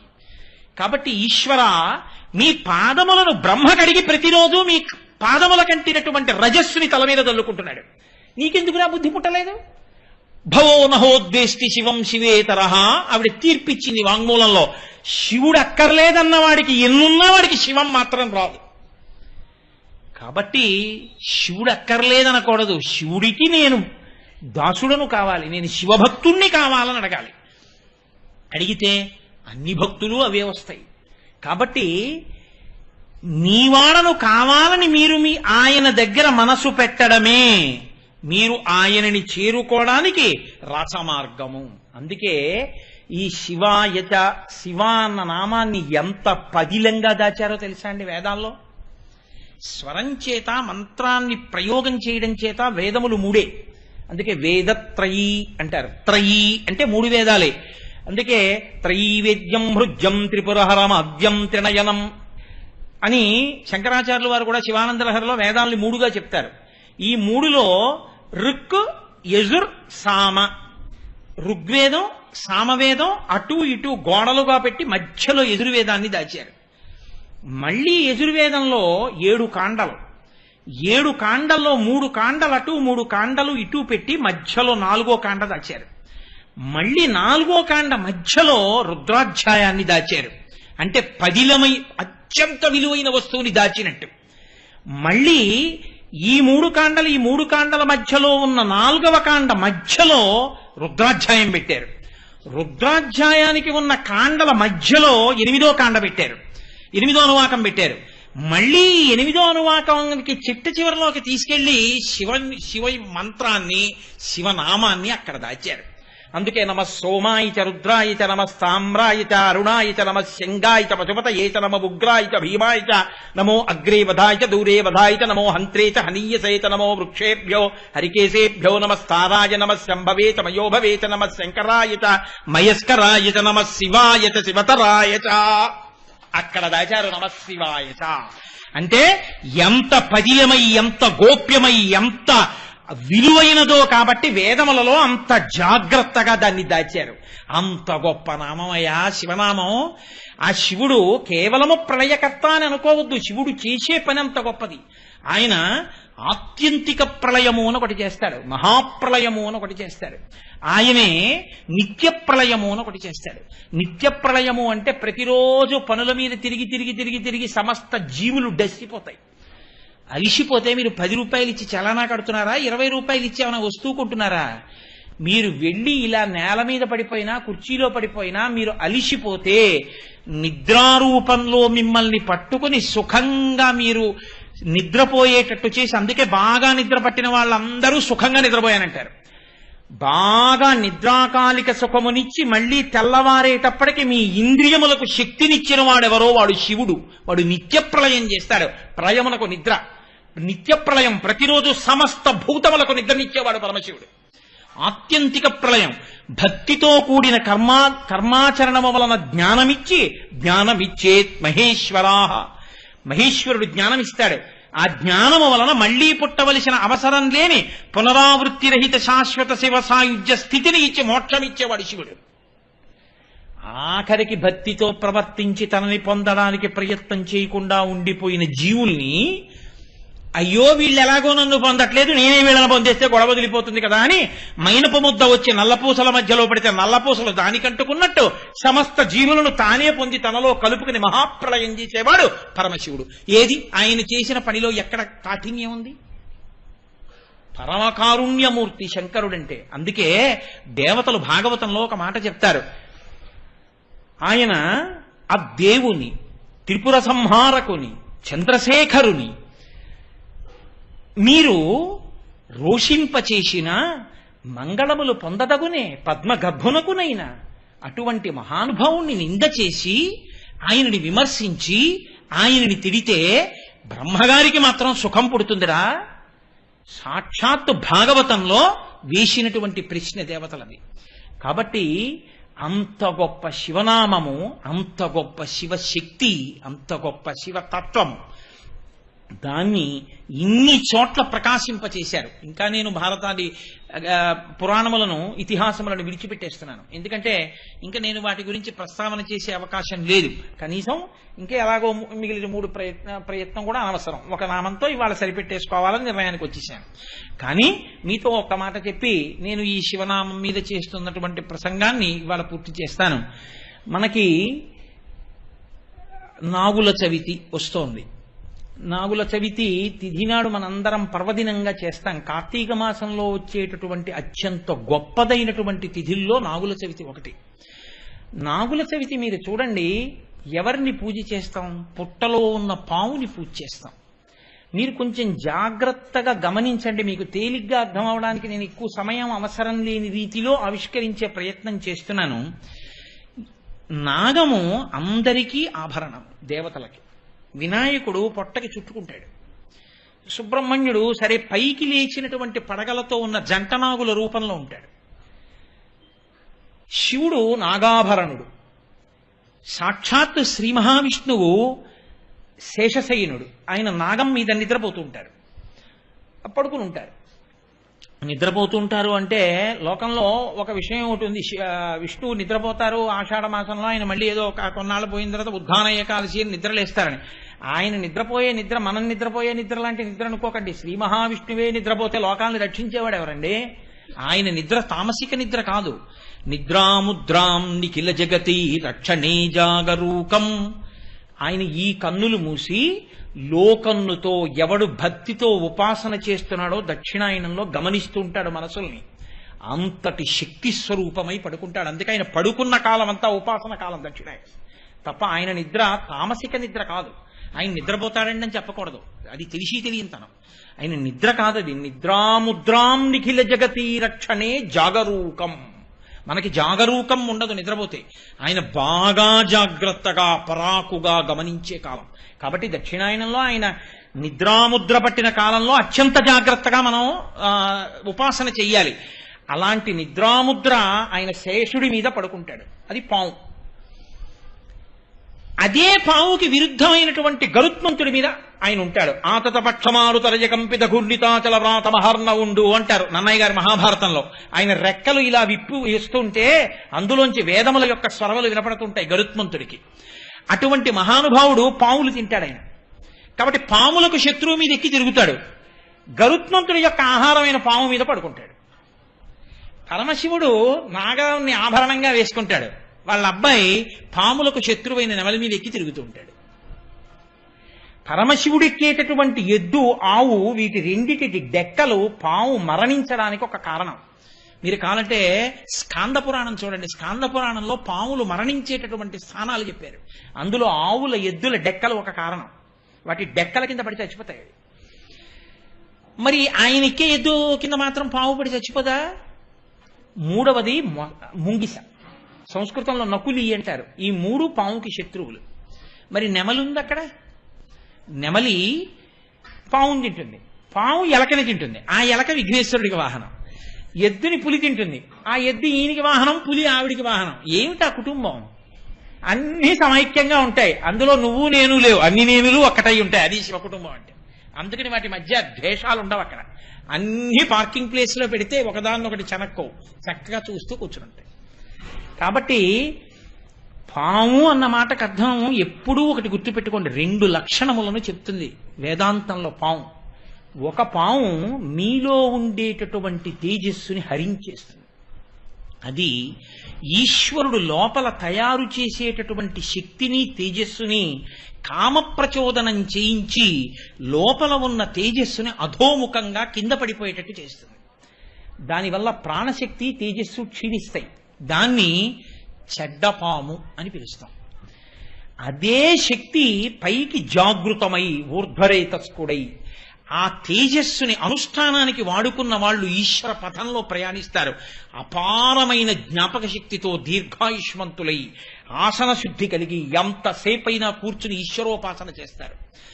ఆ శక్తి కలిగి ఉండడానికి కారణం కూడా తేజస్సుని నిలబెట్టుకోవడం. అది మంచి పాము అని పిలుస్తారు. ఈశ్వరుడికి ఆభరణంగా ఉంటే మంచి పాము.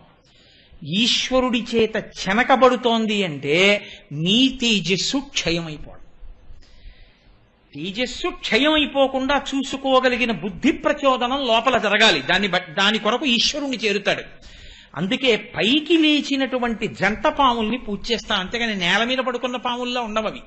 పైకి లేచి ఉంటాయంటే ఊర్ధ్వరేతస్కమైనటువంటి తేజస్సు, అది పూజనీయమవుతుంది. అది సుబ్రహ్మణ్య స్వరూపం అవుతుంది. ఇప్పుడు నేను అంత లోపలికి దాని వ్యాఖ్యానం చేయడం కుదరదు.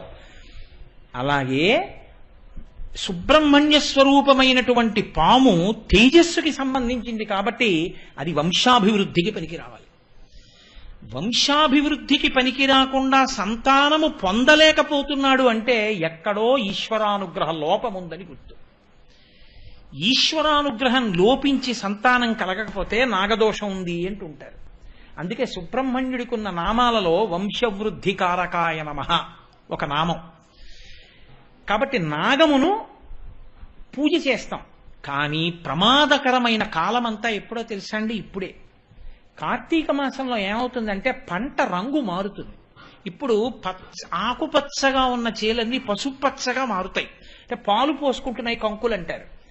ఈ సమయంలో రైతు ఏం చేస్తాడంటే తన గుండెల వరకో కడుపు వరకో పెరిగిపోయినటువంటి పొలానికి మధ్యలో ఉన్న సన్నని కాలిబాట మీద నడుస్తూ కిందకి చూడడం, పైకే చూస్తూ మొక్కలన్నిటి మీద మందు చల్లుతాడు. లేకపోతే చిలకల్ని వాటిని తరుగుతూ ఉంటాడు. అప్పుడు ఇలా పైకే చూస్తాడు. సన్నని ఇరుకైన కాలిబాట మీద రైతు వస్తున్నాడన్న విషయం తెలియక ఏ ఎలకని తిందామనో లేకపోతే ఎలకని తిని ఉన్న కారణం చేతో కప్పని మింగి ఉన్న కారణం చేతో ఆ చిన్న కాలిబాట మీద అట్నుంచి ఇటుకు పడుకుంటుంది పాము. ఈయన వెళ్ళి దాన్ని తొక్కుతాడు. అక్కడి నుంచి దానికి క్లేశం కలుగుతుంది. ఈయన బెంగపెట్టుకుని అది ఈయన్ని చూసిందేమో ఏమైనా చేసిందేమో అని దాన్ని చంపుతాడు. చంపిన దగ్గర నుంచి బెంగెట్టుకుంటాడు. అయ్యో నేను ఆ పావును చంపాను, అంత పెద్ద పావును చంపాను, ఏమవుతుందో అంటుంటాడు. మా ఈశ్వర, మేము మీ యందు సుబ్రహ్మణ్య స్వరూపాన్ని చూసి వంశవృద్ధి కారకమై మేము ఈశ్వరుణ్ణి చేరుకోవడానికి కారకమైన తేజస్సుని చూసి పూజ చేసే వాళ్ళమే కానీ మేము వైరభావనతో చంపడం అన్నది మాకు జీవితంలో ఎప్పుడూ లేదు. మాకు సనాతన ధర్మంలో వేదం అలా చెప్పలేదు. మీ యందు మేము ఈశ్వరుణ్ణే చూసి పూజ చేస్తాం. కానీ మా కర్మ కాలి రైతు తొక్కితే రైతుదే పాపం అనుకోకండి. ఆయన పట్టుకొచ్చిన అన్నం మీరు తింటలా, మీకు వస్తుంది ఆ పాపం. కాబట్టి ఆ అన్నం తినకపోతే మీకు నాకు బతుకు లేదు. కానీ మీకోసం నా కోసం ఆయన తొక్కుతున్నాడు, ఆయన కొడుతున్నాడు. ఈ పాప నివారణ చేసుకోవడానికి కార్తీక మాసంలో ప్రత్యేకించి నాగుల చవితి నాడు పాప నివారణ కొరకు పుట్ట దగ్గరికి, అది ఉండే స్థానం దగ్గరికి మనం పెడతాం. వెళ్ళి పాలు పోసి అందరం, అంటే పండితుడా పామరుడా, ఏదో గొప్ప ఉపాసన చెయ్యడానికి అనువైనటువంటి సంస్కారములు పొందినటువంటి స్థితిలో పుట్టినవాడా, ఏ సంస్కారము లేక ఏమీ తెలియనిటువంటి స్థితిలో ఉన్నవాడా అని ఉండదు. ఆయన దగ్గరికి వెడితే చేసేది ఒకటి, పుట్టలో ప్రేమతో పాలు పోస్తాం. ఇది మా నిజస్థితి. మాకు మీ యందు ప్రేమ భక్తి, మేము చెనకడం మా ఉద్దేశ్యం కాదు. కాబట్టి నన్నేలు నా గన్న నన్నేలు తండ్రి, అక్కడికి వెళ్ళి దానికి పెద్ద సంస్కృత శ్లోకాలు పెద్ద హడావిడి ఉండవు. అక్కడికి వెళ్ళి పాలు పోసి అందరూ ఒక్కటే మాట చెప్తారు, నన్నేలు నా గన్న నన్నేదు తండ్రి, నేను పుట్టిన కులము నా ఇంటి వారు, ఆప్తమిత్రులకు వారు అందరైన వారు, చల్లగా చూడయ్య నా గన్న తండ్రి, పడగ తొక్కినచో పగవాడనుకోకు, నడుము తొక్కినచో నా వాడనుకో, తోక తొక్కినచో తొలగిపో తండ్రి, ఈ నూకలు పుచ్చుకొని మూకలను మాకిమ్ము, పిల్లల మూకలను మాకిమ్ము అని అడుగుతారు. ఎందుకంటే గృహస్థు సంతానాన్ని కదా కోరాలి, సంతానాభివృద్ధిని కోరుకోవాలి. ఆయన చేసిన దోషం వల్ల వచ్చినటువంటి అన్నాన్ని మేము తిన్నాం. ఆ అన్నములో పైకి ఉడికినది వీర్యమైంది. ఆ పైన ఉడికిన అన్నాన్ని తిని పురుషుడు వీర్యాన్ని పొందాడు. ఆ వీర్యము స్ఖలనమై భార్య యందు ప్రవేశించి సంతానకారకమవుతోంది. ఈశ్వర, తద్దోషము నన్ను కట్టి కుడుపకుండుగాక. ఆయన కూడా కావాలని చేసినవాడు కాదు. మాకు అన్నం పెట్టడం కోసం ఆయన ఆరుగాలను శ్రమించి తప్పక సన్నని కాలిబాటలో నడిచి తొక్కాడు.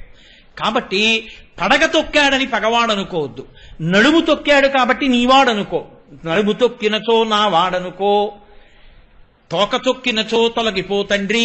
ఒకవేళ తోక తొక్కితే బుస్సని లేవద్దు, తొలగిపో. ఆ దోషాన్ని అక్కడతో విడిచిపెట్టేసి ఈ నూకలు పుచ్చుకో, మూకలు మాకి, పిల్లల మూకలు మాకి, బంధువుల మూకలు మాకి, మా మీద కోపం పెట్టుకోకు. మేము ఈశ్వరుణ్ణి పొందగలిగిన తేజస్సు మాలో నిలబెట్టు, మా బుద్ధులను అలా ప్రచోదనం చెయ్యి అని సమస్త ప్రాణికోటి యందు ఈశ్వరుణ్ణి చూసి ఆరాధన చేయడమే తప్ప విగ్రహాలకు ఆరాధన కాదు. ఈశ్వరుణ్ణి చూసి ఆరాధన చేయడం. అంతర్బహిష్య తత్సర్వం వ్యాప్య నారాయణ స్థిత. మేము అన్నం తినేటప్పుడు ఏ ప్రాణికి చిన్న కష్టం కలిగినా మేము తట్టుకోలేని ఉదార హృదయం, సున్నిత హృదయం వేదం మమ్మల్ని అలా సంస్కరించిందని మనుష్య జన్మ యొక్క సార్థకతని ఆవిష్కరించుకోవడం నాగుల చవితి నాడు ప్రతివారు చేసేటటువంటి కర్తవ్యం.